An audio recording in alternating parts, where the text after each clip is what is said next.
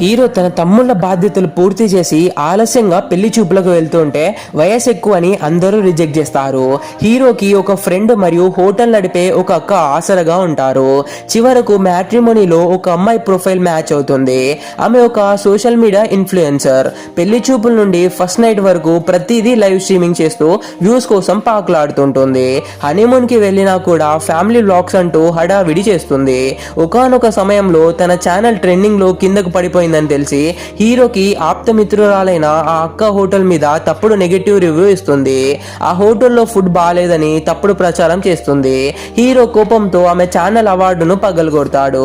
కానీ ఆమె తన తప్పును ఒప్పుకోకుండా తన అబద్ధాన్ని నిజం చేయడానికి హోటల్ ఫుడ్ లో ఏదో కలిపి ఒక అమ్మాయికి ఫుడ్ పాయిజన్ అయ్యేలా చేస్తుంది.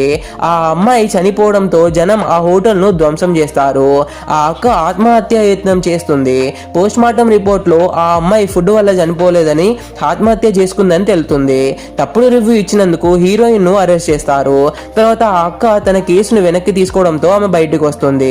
హీరో ఆమెకు దూరంగా వెళ్లాలని నిర్ణయించుకుంటాడు.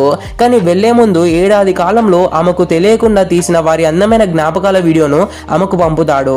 అది చూసి ఆమె తన తప్పు తెలుసుకుంటుంది. ఇద్దరు మళ్ళీ కలుస్తారు.